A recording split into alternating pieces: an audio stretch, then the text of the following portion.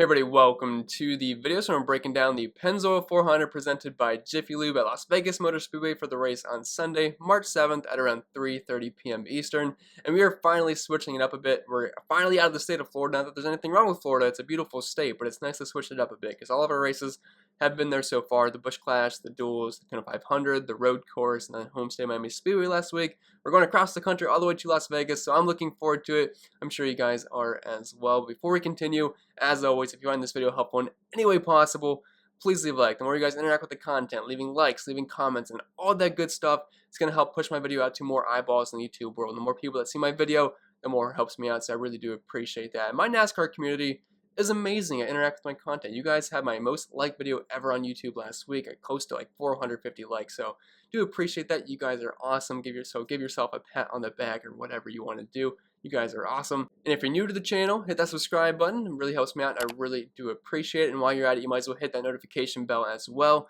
so you don't miss out whenever I post new content. And YouTube tells me around 50% of the people who watch these videos have not yet subscribed. So if you're new to the channel or just a frequent visitor and you haven't already, please consider hitting that subscribe button because it really helps the channel grow.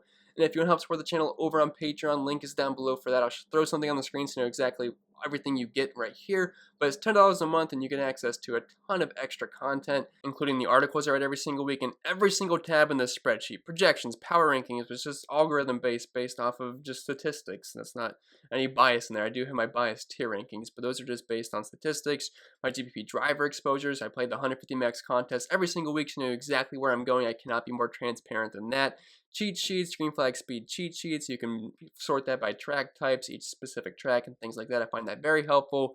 Heat map, previous optimal lineups, Las Vegas loop data last year, bunch of good information on there. Crew chief information, aero package schedule, whatever the heck you want, it's probably on there. And you can hop to the Discord chat as well, where there's always people in there at any time of the day. So if you want to talk some NASCAR at any point of the day on a Wednesday at 11 p.m., I will be available if you just want to chat it up with other people. It's always a good time in the Discord chat. So if you want to check it out, like I said, link is down below for that. We got several hundred people in there. So if you want to join a fun NASCAR community, that's the place to be. And so it's the beginning of the month. So if you don't know how Patreon works, signing up near the beginning of the month is always the best time to do so, because that's when you get your best bang for your buck.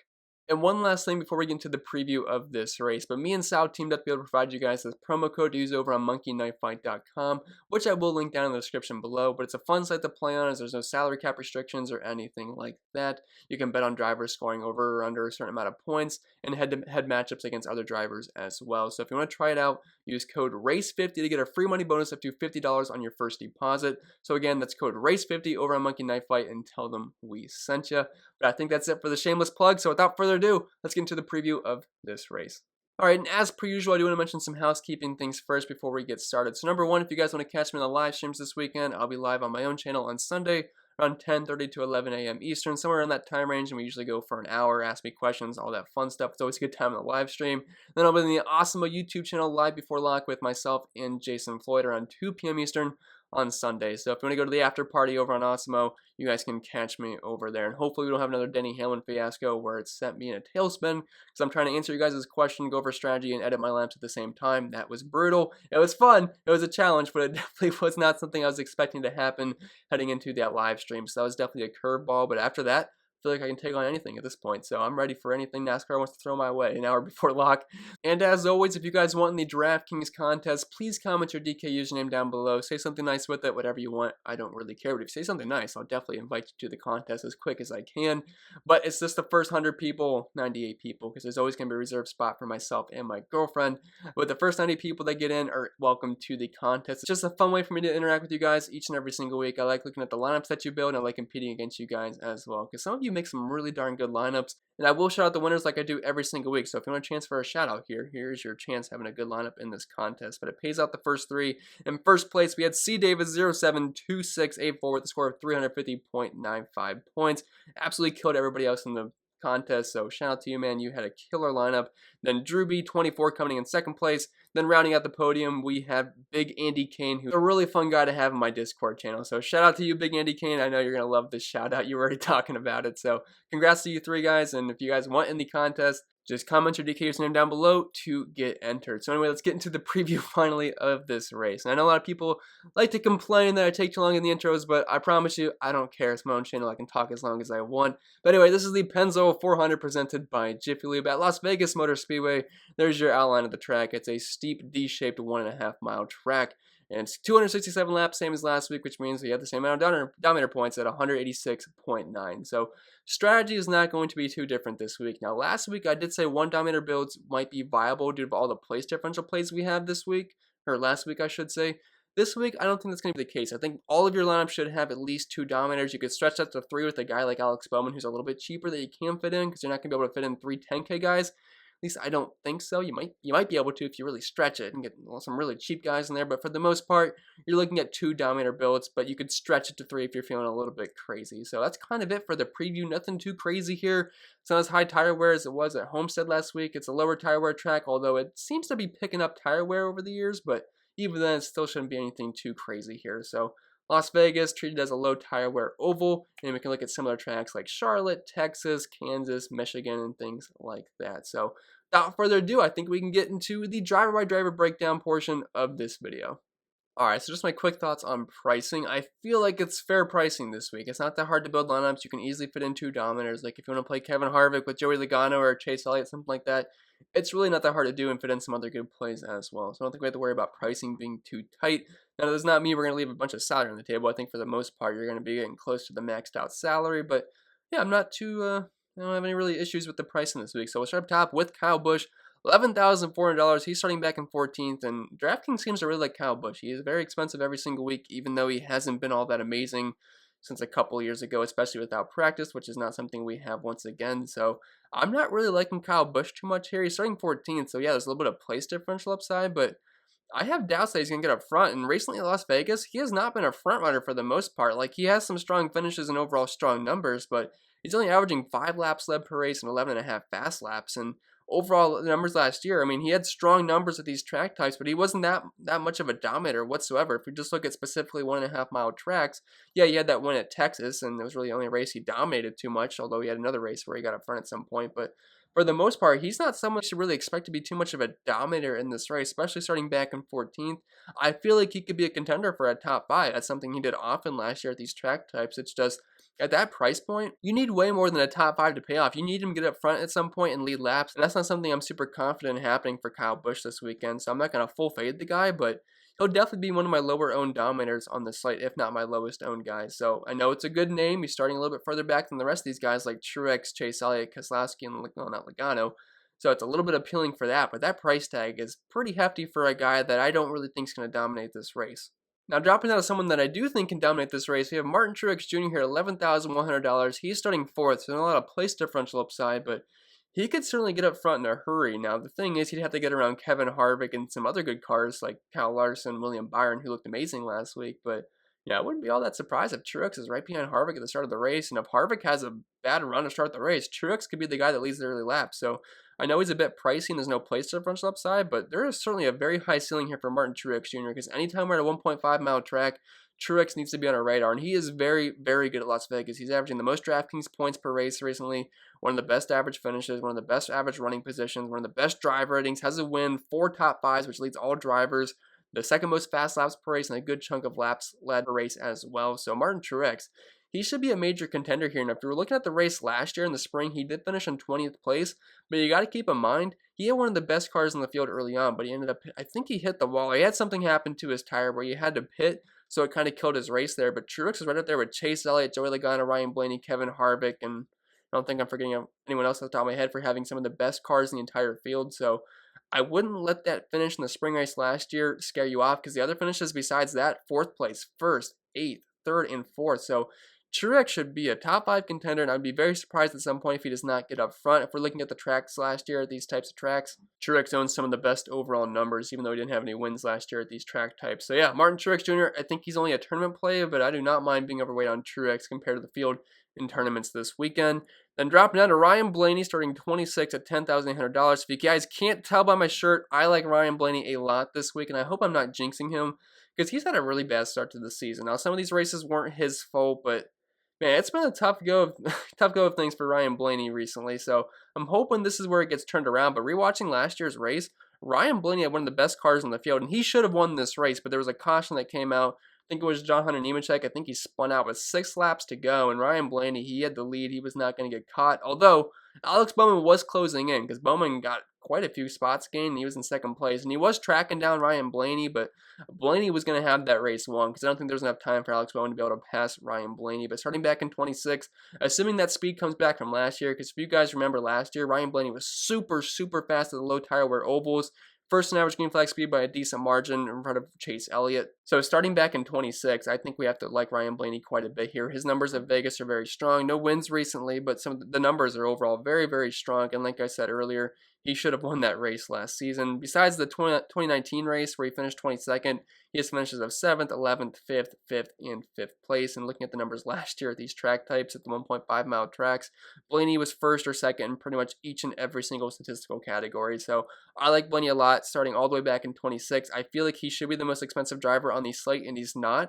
So as weird as it sounds, I think he's a bit of a value here. So I think he's a really good second dominator choice in cash games, because in cash games, you're definitely going to want a guy that can dominate the early portion of this race, and I think likely that will be Kevin Harvick. So pairing Ryan Blaney with Kevin Harvick on this slate, especially in cash games or single entry tournaments, I think is a very strong way to go, because there's no way Ryan Blaney's going to lead the laps early on. That's just not going to be possible starting all the way back in 26. But in the later portion of this race, he can be a factor to lead laps and contend for the win. So if you're rostering Ryan Blaney this week, which I assume most of you will be in some lineups, you're going to want to pair him with a guy starting closer to the front, like a Kyle Larson, Kevin Harvick, even in Chase Elliott starting in 8th. I know he's not on the pole or starting in the front or anything, but at least he's closer to the front, a Truex and guys like that. So Ryan Blaney, I think he's one of the best plays in the entire slate, if not the best play, and hopefully this shirt can bring him some good luck this weekend, because he certainly needs it.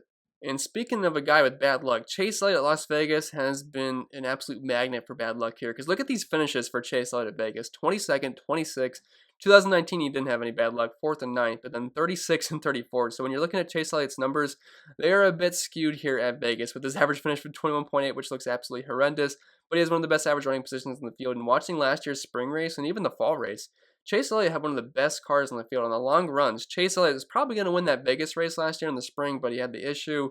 Tire blew out, went a lap down, and absolutely killed his day. Then in the fall race, he actually took the lead from Kevin Harvick, as Kevin Harvick started on the pole in that race, and Chase Elliott was the guy that jumped out to the lead early on. So if Chase Elliott's going to go under owned, he is probably going to be one of my favorite, if not my favorite, tournament play in the entire slate as for dominators, because he's sandwiched in between guys like Logano, Harvick, Ryan Blaney that I all think is going to have some ownership. So I'm really hoping Chase Elliott goes a bit overlooked, because I think there's a very high ceiling for Chase Elliott in this slate, and I would not be surprised if he won it. I put on my Sal's video that Chase Elliott's actually one of my favorite picks to win this race if you're going to be betting, because he's plus 800. So yeah, I'm a big fan of Chase Elliott here. He crushed these track types last season, right behind Ryan Blaney in average green flag speed at the low tire wear ovals, and we could go over the numbers here, but you guys know Chase Elliott was fantastic last year at the 1.5 mile tracks, had a ton of speed. So starting 8th, there's not a lot of place differential upside there, but if you're rostering Chase Elliott, you're just kind of wanting dominator points, which is something he can certainly provide us this weekend. So I'm loving Elliott in tournaments. Don't think I'll get there in cash games, but as a tournament play, I absolutely love Chase Elliott this week. And all those Hendrick cars were really fast last year, and I don't think that's going to change, especially with Kyle Larson being here for Jimmy Johnson. I think all the Hendrick cars are certainly in play this week. Now, you really can't stack them because they're pretty expensive, but I like them all in a tournament aspect for the most part. Brett Keselowski, 10,300. He's starting back in 10th. I say the same thing for Keselowski, I feel like, every single week, where he's always sneaky, because do you really want to play Keselowski starting 10th here at 10,300? I don't really want to play him, but that doesn't mean I'm going to fade him, because he always seems to be a factor, and I really like the Penske cars at Vegas. They tend to run very, very well here, so this is certainly not a fade Keselowski situation, and he's very good at Vegas as well. Average finish of 5.3, which is actually best out of all the drivers here recently in the past 6 races. Running positions at the top 10, has a win, 3 top 5s, 5 top 10s, some laps led, and some fast laps as well. The problem with Keselowski is he's usually not the main dominator at these track types, so it's kind of hard for him to make the optimal lineup, because he was not a frequent visitor of the optimal lineup last year. Now, he's one of the more consistent drivers in the entire field, and I fully expect Keselowski to have a very strong run. I would be surprised if he is not inside the top 5, top 6 whenever this race is over. So I think Keselowski's going to have a good race. The problem is, I just like some of these guys priced around him a little bit more. Like, I'd rather play Logano, I'd rather play Elliott, Blaney, Harvick. Not sure if I'd rather play Larson, but the price is a little bit more enticing and nearly $1,000 cheaper. So I don't love Keselowski here, but I'm definitely going to have some exposure just because he's always sneaky. We call him Sneaky Keselowski in the Discord because you never want to fade the guy because if you don't have enough of him, he always seems to find his way to the front and you're always kicking yourself for wanting more. So Keselowski's a fine play here, but I wouldn't go any further than that. But I do expect him to have a pretty strong race, as I do for the other Penske cars. And speaking of Penske cars, we have another one, and Joey Logano here starting 15th at $10,000, and I like him a lot. There's 3 dominators I like a ton this week. It's Kevin Harvick, Joey Logano, and Ryan Blaney. Obviously, I like Chase Elliott as well, but those are like the big 3 for me this week. And I'm having a hard time not wanting to play Joey Logano everywhere because, I mean, he's very good here at Vegas. He won the race here last year. In the spring, he has the most wins in the past 6 races here. It's a very good track for him. And it's also, his car is the main sponsor of this race, Pennzoil. That's his main sponsor. This is the Pennzoil 400. So if you like a good narrative, there you go. But Logano, he's fantastic here, averaging the 2nd most DraftKings points per race, only behind Martin Truex Jr., and the best average finish, only behind his teammate Brad Keselowski. So the numbers are overall very good here for Joey Logano. Like I mentioned earlier, he won this race last year, and his finishes are pretty pristine almost every single time. 14th, 1st, 9th, 1st, 4th, and 7th. So he should be a factor here. And starting 15th, you get some place differential upside as well. And the price tag's not that bad on him. I think he could be in the upper 10K to closer to 11K range. So if we're getting him all the way down here at $10,000, I'm really liking that price tag quite a bit here for Joey Logano. So a big fan of him here. He was good at these track types last year. Now, the win here last season, he got a bit lucky at the end because other cars pit like Ryan Blaney that were up front, Alex Bowman, and he actually ended up staying out, and it was kind of an accident. I'm not sure if it was an accident. He might have pretended that he couldn't hear his crew chief, but they weren't sure if they should pit or not, and Joey Logano didn't hear him or anything, so he just ended up staying out, and it didn't seem to matter as he won pretty easily at the end of the race. So got a little bit lucky there, but he's still one of the strongest cars in the field. Like, he was a factor the entire race, so he didn't like completely luck out, but at the very end he did luck out for the win. But overall had a very strong car, and I would expect that to happen once again. So the price tag's nice. I like where he's starting. That does provide us a little bit of safety, and I think you can play him in either cash games or tournaments this week. If you don't want to get the extra $800 for Ryan Blaney, starting 11 spots further back, I would not fault you for going with Joey Logano. He's not as safe as Ryan Blaney, but definitely like Logano here quite a bit, and he's one of my favorite plays on the slate up top. And then dropping down to this 9K range, we have our chalk play of the week, Kevin Harvick. He's in the poll and he's massively underpriced at only $9,700. I tweeted out instantly when the salaries got dropped, and I was just very shocked at this price point. But I guess we got to get used to DraftKings just absolutely pricing down these poll setters and then pricing up these place differential plays. But man, that is a massive underpricing on Kevin Harvick. Now, I know the poll setter hasn't had the best of luck recently in last year, but it's really hard not to like Kevin Harvick. He was the most dominant car last year. He had a very good race here in the spring. Now, the one thing I will say, I did rewatch this race, and the one glaring issue for Kevin Harvick, on the short runs, his car was very, very strong, but as the runs progressed, his car did fall off to guys like Chase Elliott, Joey Logano, Ryan Blaney. He just was not as fast as those guys, and even at the end of the race, he was getting eaten up by guys like Alex Bowman. Like, he was just not as fast as those guys, so that's something to keep in mind. But overall, his numbers at Las Vegas are absolutely excellent. He's averaging some of the most DraftKings points per race, the most laps led, the most fast laps, and he's starting in the pole, so his path to dominating is better than anybody else in the field here. And last year at these track types, I mean, he's pretty much first or second every single statistical category. And if he's not first in that, it's probably because either Denny Hamlin or a guy like Ryan Blaney is going to beat him in that category. But yeah, Kevin Harvick on the pole. You're going to play him in cash games. Now in tournaments, yeah, it's going to make sense to want to get different in some lineups. I'm not going to play 100% Kevin Harvick. Like, it would make sense to, but things don't work like that in NASCAR. Because a guy like Chase Elliott, Kyle Larson, Truex, they could overtake him, especially if his car's not super strong. And with not having practice, it makes it a bit of a more of a guessing game here. So tread lightly with Kevin Harvick. Don't play him in all of your lineups. But if you want to make him your highest owned driver this week, I am not against that because he's in a very good spot. He's underpriced. And when you roster him, it opens up your lineup because you're not paying $11,000 for a dominator. You're only paying below $10,000. And pairing him up with another dominator for someone starting further in the back, like, say, Ryan Blaney or Joey Logano, it keeps your lineup pretty flexible for the most part, because that's not even, if you pair him up with Joey Logano, that's not even $20,000 for your 2 dominators. So you can easily fit in guys like Alex Bowman, Eric Almirola in the mid-range if you want to, maybe even Matty D at $9,000 for place differential. So Kevin Harvick, I'm a big fan of him here. I know people might be a little bit scared because he's the pole setter here and he's going to be pretty high owned, but in cash games, you're going to play him in tournaments. Yeah, you can stray away, but he's still going to be a decent chunk of my lineups this week, if not being close to my highest owned driver because of the upside. But he did start in the pool in the fall race at Las Vegas, and he got passed instantly by Chase Elliott, didn't lead a lap early on, so something to keep in mind there. That's why we don't go 100% on guys, but I am a big fan of Kevin Harvick here, especially in cash games, because he's on the pool, and even if he does suck, I mean, he's going to be so high on, it shouldn't matter to that point anyway. But in tournaments, yeah, I like differentiating. We got guys like Kyle Larson, Denny Hamlin, Logano, Keselowski, all around his price range, and those guys certainly have some upside as well. So just keep them on when building lineups this week. Then dropping down to Kyle Larson, who would be a decent pivot in tournaments because he is starting near the front. I mean, he's going to be right behind Kevin Harvick to start this race. And there's sneaky upside here. If he happened to be faster than Kevin Harvick at the beginning and William Byron, Kyle Larson could be the guy that leads the laps early on. And I would not be surprised because he's on Team Hendrick now. And these Hendrick cars last year in the spring race, they were super, super fast. So I think Kyle Larson certainly has some upside. He's one of the most talented drivers in the field. And if you're wanting to get different in tournaments and roster guys starting closer to the front, Kyle Larson is definitely a candidate for that. His numbers at Vegas are pretty good now. If we're looking at the recent races at these track types last year, we can't really do that because there's only like a one race sample size because he got suspended. So the only thing we have to work with is this Vegas race last year and the Homestead race just last week. So that's not really a big sample size to use. But if we're looking at his numbers at Vegas specifically, pretty good. Kyle Larson is good at Vegas. Average finish of 6.8, running position of 10.6, 2 top 5s, 4 top 10s. Not too much of a lap leader, but there's certainly potential there, and this is the best equipment he's been in. I know the 42 car is not trash, but the 5 car Hendrick Motorsports is definitely a top tier ride, and his finishes at Las Vegas have been pretty strong. 9th, 8th, 12th, 2nd, and 3rd. So Kyle Larson, he's got dominator potential here. He's pretty cheap, and he's going to have not even close to the ownership that Kevin Harvick's going to have. So in tournaments, I don't mind pivoting to Kyle Larson there because he does have some similar upside. And then Denny Hamlin, $9,200. He's starting 6th. I wouldn't say I love Hamlin, but that price tag makes it really hard not to like him because for only $200 more from Matty D, you can get a guy that has potentially 100 laps in this, right? Like Matty D, he's got a safer floor than Denny Hamlin because he's starting all the way back in 30th. But Denny Hamlin's got a ceiling of over 100 points because he could get up front and lead a ton of laps. And that's something he did in the fall race last year. He was very good in the fall race. In the spring race, not so much, but in that fall race, he led a good chunk of laps. He was in the optimal lineup, and he had a very, very strong car. So at only $9,200, he is way too cheap. So I'm going to have some exposure to him just because of that price point. Do I think he's the most likely to drive the most laps on Sunday? Probably not, but the potential there, and he is just way too cheap for being a guy that's usually in the top 5 almost everywhere he goes. So Denny Hamlin, I'm a fan of him because of this price point, but only in tournaments. I'm not sure I'm going to get there in cash games because the floor is not as high as a guy like MDB or an Eric Almirola or something like that.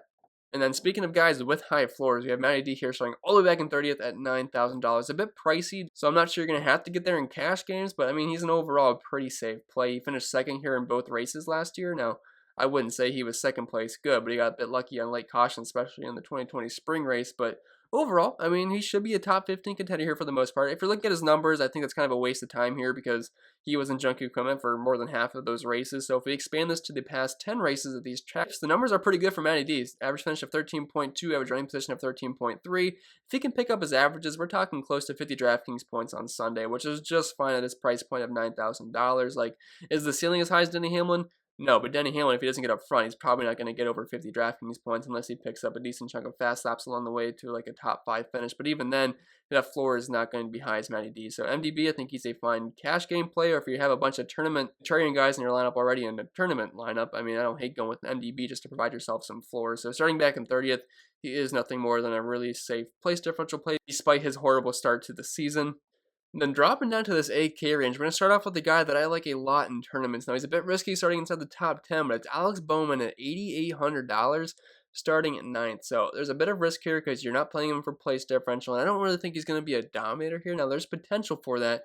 I'm really just kind of banking on a top 5, top 6 finish, which you kind of have to hope these other place differential guys like Eric Almirola, who I assume is going to have a ton of ownership, just doesn't have a monster race. Like, if he gets the top 20, fine, but if Alex Bowman can creep into the top 5, he should be able to outscore Eric Almirola, and I think there's certainly potential for that, because this is a good track for Alex Bowman. The Hendrick cars as a whole tend to run very well here, and if you're watching the spring race last year at Las Vegas, Alex Bowman had one of the best cars in the field, especially very, very late in the race. Bowman honestly could have won that race. I'm not sure if he would have caught Ryan Blaney in only 6 or 7 laps, but he was coming. He passed multiple drivers, and he got up to 2nd place. He passed guys like Kevin Harvick, Joey Logano. He was blazing fast, so I would not be super surprised if Alex Bowman finishes inside the top 5 for this race. It might be more of an outside shot, but I don't even hate taking a chance on him winning the race and dominating. It's not like he's a stranger to dominating before. We've seen him dominate races, especially these might not have tracks, which are very nice for him. So I like Alex Bowman quite a bit in a tournament aspect. Now, if we're looking at his finishes last year at these track types, he's kind of like Chase Elliott when we're looking at Vegas, where he has a good average running position, but his average finish is definitely not where it should be, because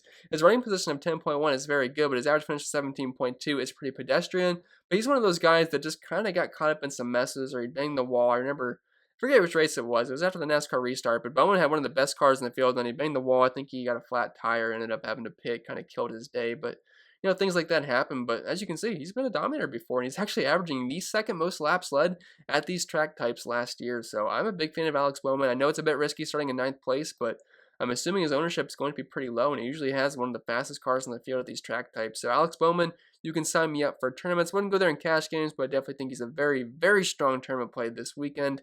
And then kind of the flip side, Aric Almirola, I think he's one of the best cash game plays this week because his price tag and his starting spot's kind of in a sweet spot where he's not overly expensive. Like MDB, he's a good play, but he's he is $9,000. Almirola is kind of in the mid 8K range, so I feel like it's a nice kind of safe spot to go in cash games as like your third driver because you're going to play 2 dominators up top, and then once you start digging into that mid-range, I think Aric Almirola is a guy that's going to pop up a lot, and this is a good track for him. He's got an average finish of 12.3, starting all the way back in 28th. He could legitimately gain like 20 spots when the race is over if all goes well for him. So definitely a big fan here of Aric Almirola, even though he hasn't had the greatest start to the season. But looking at his finishes at Vegas, last year it wasn't great for him, finished 17th and 21st, but besides those 2 races, 13th, 7th, 6th, 10th, if he can just hit some numbers close to that, he's going to be an exceptional play on DraftKings. He could easily hit 45 to 50 DraftKings points, and that'd be just fine his price point for what we're rostering him for, because we don't need him to dominate the race. We just need him to pick up like a top 12, top 15 finish for him to be viable at that price point, especially in cash games, which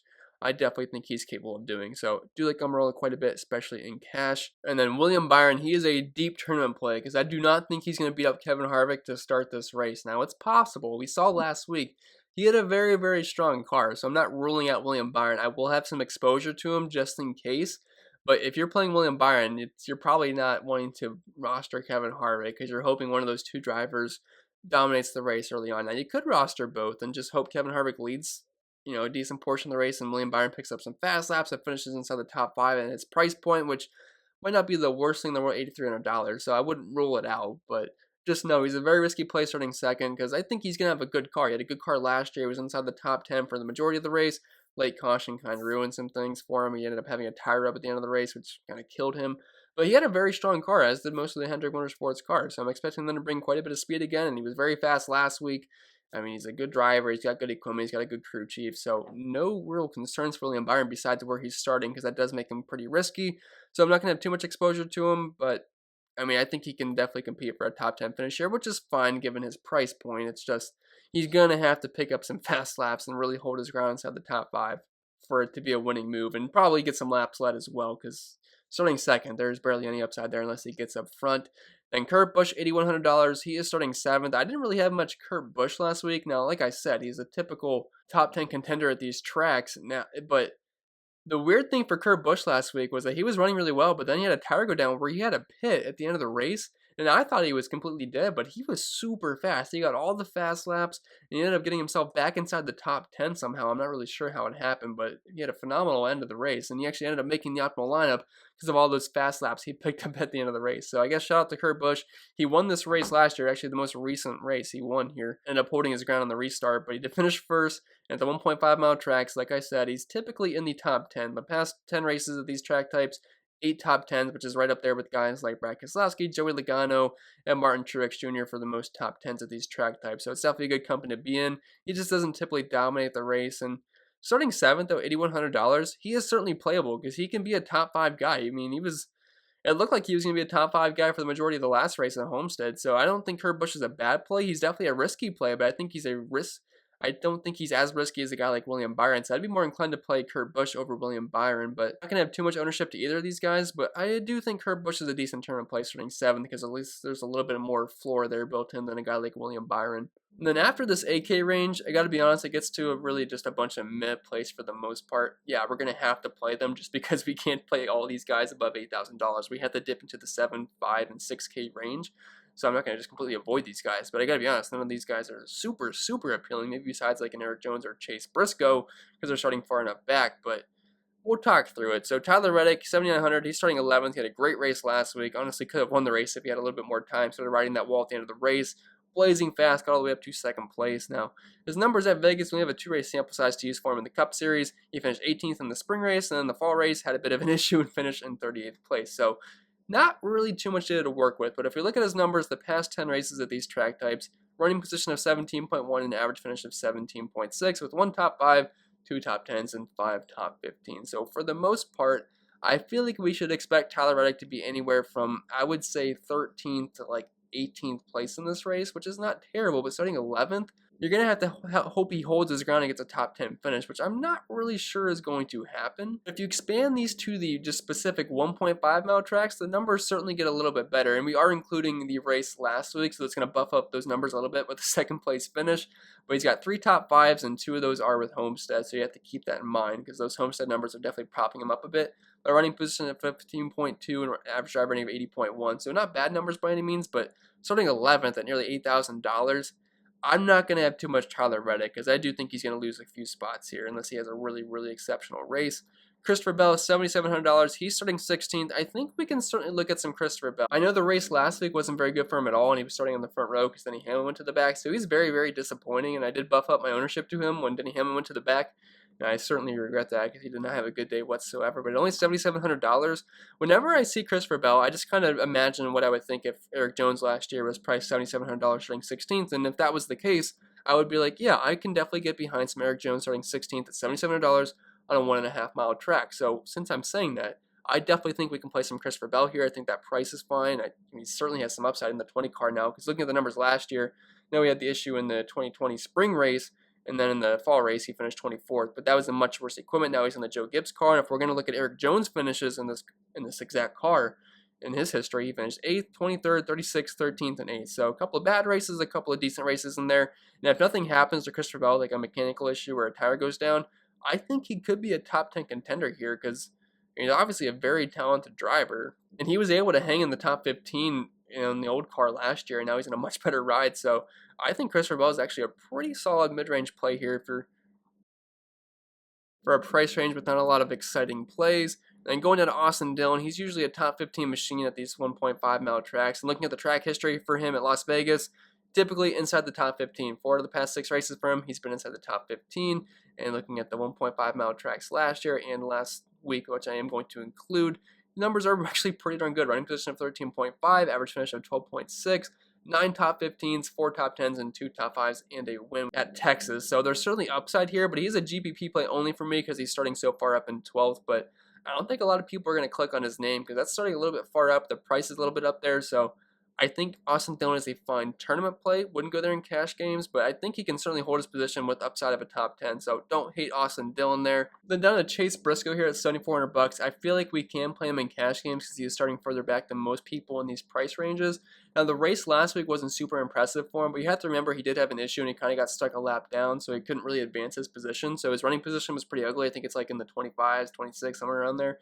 Did end up finishing 18th once he got in the lead lap. He did gain some spots. So overall, I think he would have had a little bit of a better race. I think he could have been like a top 15 contender. He's in a good car. He's in the 14 car, which is what Clint Bowyer used to ride for Stewart Haas Racing, which is some pretty good equipment. So starting 24th, I think he's got the ability to gain like 5 to 10 spots here, which is just fine as price point relative to the other guys around here. So I don't mind going with Chase Briscoe for some place differential. Ross Chastain at $7,300. He's starting 21st. Wasn't having a terrible race last week. He actually ended up making the optimal lineup last week, so definitely didn't have a terrible race by any means. Wasn't like amazing, but for where he was starting in the price tag, it was just enough for him to make the optimal. But $7,300 starting 21st.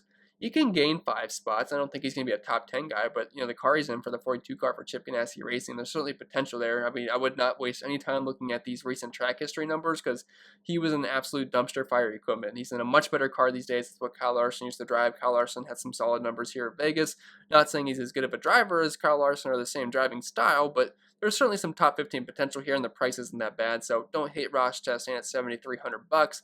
Erik Jones, $7,100. He's starting all the way back in 29th. So last week, he was absolute junk, and I was a bit afraid of this in the new car, but Las Vegas is a different track from Homestead. I wouldn't say Erik Jones was the best driver at Homestead in the road either, so I'm willing to give him another chance here, starting all the way back in 29th, which I think he was starting, 20th or 21st last week, somewhere around there. It might have been 19th or 18th. Can't remember exactly, but I think Erik Jones can be a top 20 guy. Now, Bubba Wallace, he kind of, the late caution definitely helped some drivers out last year. He ended up finishing in 6th place. Not saying that's going to happen again, because outside of that 6th place finish, 28th, 23rd, 26th, 38th, and 21st. Not amazing numbers, but I do think Erik Jones is a better driver than Bubba Wallace, so I feel like those numbers can at least be beefed up a little bit. So if he can be a top 20 guy starting 29th, I know the price is kind of up there at $7,100, but if he can be a top 20 guy, that's fine at his price point. So Erik Jones, I think he's an overall safe play. I think he can play him in cash games. The ceiling's not super high because if he was in the 20 car at $7,100 starting 29th, he'd probably be my highest owned driver on the slate. Unfortunately, that's not the case these days, so kind of throw out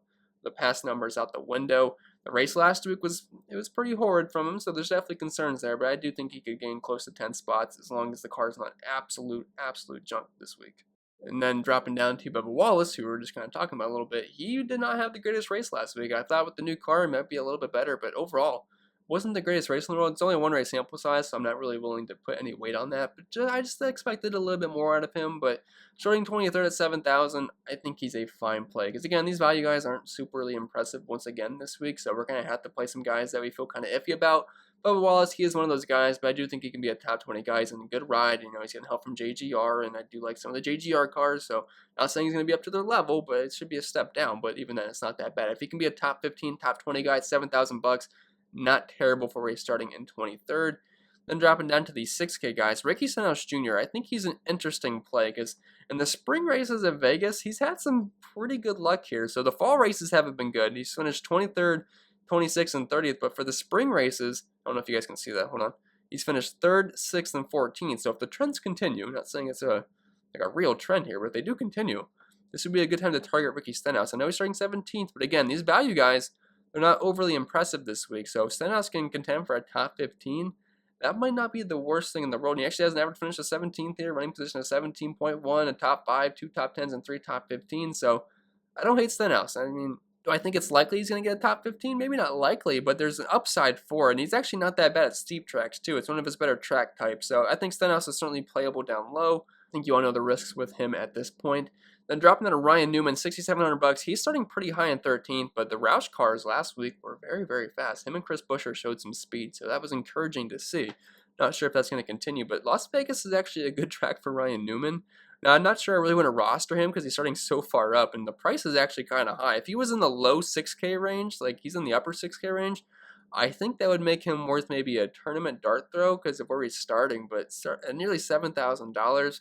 It's certainly a tough buy, but his track history at Vegas is not bad. He's averaging 41 DraftKings points per race here, an average finish of 13.8, which is, you know, if he finishes 13th below $7,000, I know he's not really gaining many spots, but just finishing points, that's not the worst thing in the world. A top 5, 2 top 10s, 3 top 15s. Now, his numbers overall at these track types last year were not super impressive, running position of 21, average finish of 20.3. So I feel like that's where we should expect him to be for the most part. So projection-wise, Ryan Newman does not grade out well for me at all, and I really can't recommend playing Ryan Newman outside of maybe just a sprinkle in a few lineups, hoping that speed continues this next few weeks. And then Cole Custer. If you guys had Cole Custer, I actually had a little bit of Cole Custer last week because he was a little bit cheap, and I thought for where he's starting relative to where these other guys are starting, he'd be a little bit lower owned. So I thought he was a nice tournament pivot as a cheap driver, but unfortunately, he was running very good. He was inside the top 10 near the end of the race, but then I think he had it was either he ran out of gas or had a tire going down, so he ended up just falling outside the top 20. So he overall had a very strong race, but the end result was not like what it should have been. It was not a good indicator of how good he was in that race. So I'm willing to go back to the Cole Custer well here, starting 20th. I know there's not a lot of upside starting 20th. It's not like he's in the 30s or anything, but Cole Custer is a guy that has top 10 potential. He's in good equipment, and he's got easily the best equipment out of any of these drivers down here. Like we got Roush Fenway drivers, JTG, we have Spire Motorsports, Trackhouse Racing, Front Row. Haas is obviously the best of all these teams here, so I definitely think there's some upside here. I think we can get inside the top 15, top 10, as long as he doesn't have another tire going down. I think Cole Custer should have a pretty strong race. Now, his numbers at Vegas last year, they weren't super impressive, but for the most part, he was a mainstay inside the top 20 at these track types last season, so I do like that price point on Cole Custer. And then a very surprising driver last week, Chris Buescher. I mean, that guy got up front, and it wasn't just because of luck. Chris Buescher was, like, legit fast. He straight up passed Keselowski for the lead. He had a really strong car. He led a lot of laps in that race. Now, once he lost the lead, he ended up finishing outside the top 20. He still made the optimal lineup because of all those dominator points, but it was really weird to see. And like I said, those Roush cars were fast. Him and Ryan Newman. I don't think that's going to continue, but I still think we can play Chris Buescher here. I feel like he's a little bit too cheap. I know he's starting 18, so it's a little bit further up, but this is typically a very good track for Chris Buescher. The past 6 races, he's finished outside the top 20 each and every single time with an average finish of 14.8, averaging close to 40 DraftKings points per race. So Chris Buescher is certainly in play for me, and at the 1.5 mile tracks, we typically see Chris Buescher running inside the top 20 or at least close to it. But at Vegas, it's been a very good track for Chris Buescher. So at that price point, and we don't really have that many great cheap plays, I don't mind taking a stab on him. Not for him to dominate the race, but I do think he's got top 15 potential here. And then Corey LaJoie had a bit of an issue last week, so I don't think it's fair to really compare what he did in the new team. But he's on Inspire Motorsports now, which I don't think is going to be nearly as bad as it used to be. They're getting engines from Hendrick Motorsports, getting some help from them. Not saying that it's going to be even close to their level, but at least they're getting some help from them. Starting back in 32nd, he should be a top 25 contender. If we're looking at the past 10 races of these track types last season and the other equipment, he had an average running position inside the top 25 and an average finish close to 20th place, averaging close to 30 DraftKings points per race. So Corey LaJoie, I think he is certainly viable. I know they kind of priced him up. I thought he would be in the 5K range. Unfortunately, he's a little bit pricey, but for a guy with top 25 upside starting in the 30s, I don't think he's a bad play by any means. Daniel Suarez, $6,100, starting 22nd. Lawnmower Man no more. That is completely gone. Trackhouse Racing seems to have a pretty solid car, and not saying it's going to be like a top 10 car by any means, but it's not bad equipment. He finished 15th last week at a 1.5 mile track, and like I was saying, I think it's going to be a good test to see how good this car is going to be last week, because that was our first real track. As a road course, to the 500, it's kind of hard to compare and see how good a car is going to be, because those are tracks where equipment doesn't really matter too much. But at a 1.5 mile track, Daniel Suarez, he had a pretty decent car. Not saying he's going to be picking up fast laps or anything anytime soon, but that car can at least be competent, and starting 22nd at $6,100, he is certainly viable. So I'm going to have a decent chunk of exposure to Daniel Suarez down low this week just to make it work up top. And then after Suarez, things do get a bit ugly. Now, we'll give Michael McDowell his respects. He's been having a great start to the season. I did not think that was going to hold up last week, but he had another good run last week. So, I mean, credit where it's due. Michael McDowell's having a great start to the season, but I don't think we can expect that to continue. I don't think he's going to just keep racking up top 10. So, I know he's starting 5th. I know he's been having a good run, but I think he's going to finish outside the top 10, top 15. So, I personally do not want to play Michael McDowell. If you don't believe me and you want to keep riding the hot hand, you can keep rostering Michael McDowell, but at some point here, that luck is going to run out. Well, I shouldn't say luck. He is a talented driver, but that magic speed is going to run out. So I'm not a big fan of Michael McDowell here, starting all the way up top, the top 5. And Ryan Preece, I feel like he's going to lose a few spots here. He could finish where he's starting, but for the most part, I don't think Ryan Preece is going to hold his position. Anthony Alfredo, I guess Anthony Alfredo would be the 5K driver I would be a little bit interested in, just because he's starting 27th, and Front Row Motorsports isn't awful. I mean, we've seen how Michael McDowell's done. John Nemechek at least had some decent runs last year, so I don't think you can rule out Anthony Alfredo. The problem is he's a rookie, so you don't really have much track history to look at, and especially in the Cup Series, so that's the only concern there. But if you're in a pinch for $5,600, I don't hate using Anthony Alfredo, because as long as he doesn't wreck out of the race, I think he can gain a spot or two, finish inside the top 25 or at least right around 25th. Justin Haley in the 77 car, it's not junk equipment, so I think Justin Haley might be a little bit viable. I would say he's probably my second favorite 5K driver, but even then, I'm not really sure I'd want to play Justin Haley. I think he's going to finish anywhere from around 25th, maybe like 24th to like 30th place. So not a lot of upside there for Justin Haley. He's merely just a pump play, doing it a little bit different down low. And then after that, I cannot recommend using any of these drivers. And I don't think you're going to have to use any of these drivers this week. I really don't think you're going to have to dig down this low. But you got Quinn Houff, BJ McLeod, Timmy Hill, Josh Bilicki, Garrett Smithley, Joey Gase, and Cody Ware. If I was going to roster one, I guess it would be Quinn Houff, just because I feel like he's probably the best of all these awful drivers down low, but even then, I don't really want to go below Justin Haley. I'm not even sure if I want to play Justin Haley. So preferably, I wouldn't want to go below Daniel Suarez this week, but I do understand sometimes you have to get a little bit lower, so it happens. But yeah, I think that's going to be it for the video, guys. So if you made it all the way through, please let me know in the comments. You guys are the real troopers out there. I mean, it's a long video, so I do appreciate you listening. If you found this video helpful in any way possible, make sure you leave a like. It's going to help me out. If you're new to the channel and you haven't already, hit that subscribe button, because that's going to help me out as well. If you want to help support the channel over on Patreon, link is down below for that. If you want to join the NASCAR community, there's a lot of people in there, and I feel like there's a lot of useful information as well. I'm going to throw everything on the screen right now so you know exactly what you get access to. You hop to the Discord chat as well, articles, all that good stuff. And if you want to check out the sponsor, Monkey Knife Fight, use code RACE50 to get a free money bonus up to $50 instantly when you sign up using the link down below. Make sure you tell them that we sent you. Follow me on social media, Pennell16 on Twitter, CPenn16 over on IG. And I think that's about it for the plugs. If you haven't joined the DraftKings contest or commented your username down below yet, make sure you do that right now so you're not too late. Catch me in the live streams at around 11 a.m. Eastern on Sunday on my own channel, and then around 2 p.m. Eastern on the Awesemo YouTube channel for the Awesemo Live Before Lock NASCAR show with Jason Floyd and myself, breaking it all down, answering questions as we head to lock. So that's going to be it, guys. Appreciate you listening, and I'll see you guys in the next video.